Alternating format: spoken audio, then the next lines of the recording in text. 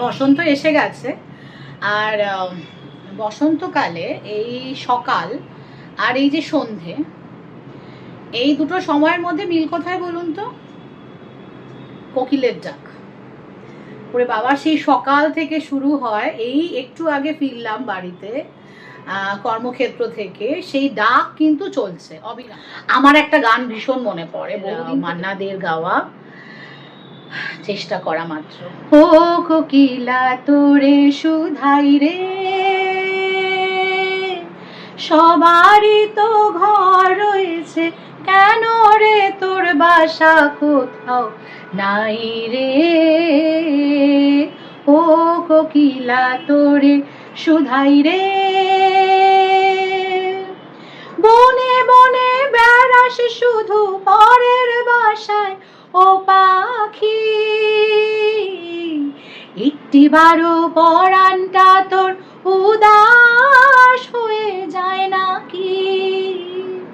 ও বনে বনে বেড়াস শুধু পরের বাসায় ও পাখি, একটিবারও পরাণটা তোর উদাস হয়ে যায় নাকি।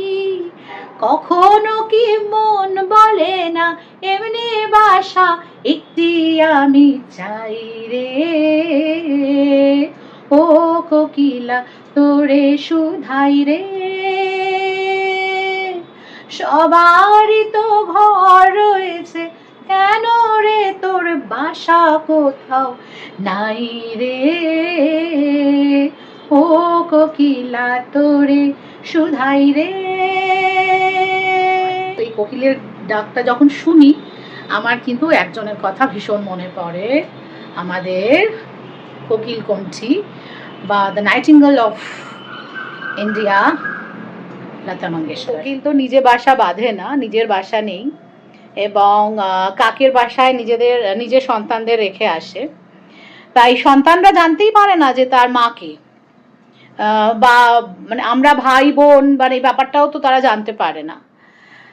কোকিলের এই যে ডিট্যাচমেন্ট পলিসি, মানে এই যে তার থিওরি অফ লাইফ বা ফিলসফি অফ লাইফ, নিজে জড়ালো না, সন্তানকে জন্ম দিয়ে তার সঙ্গে আর তার কোনো আত্মিক সম্পর্ক তৈরি হলো না।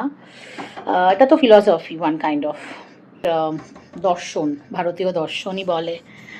ডিট্যাচমেন্টটা প্রথম থেকে সে ফলো করছে, কিছুই তো আমার নয়, তাহলে আর নিজের সঙ্গে লাগিয়ে বা আত্মিক সম্পর্কে গিয়েই বা কী হবে।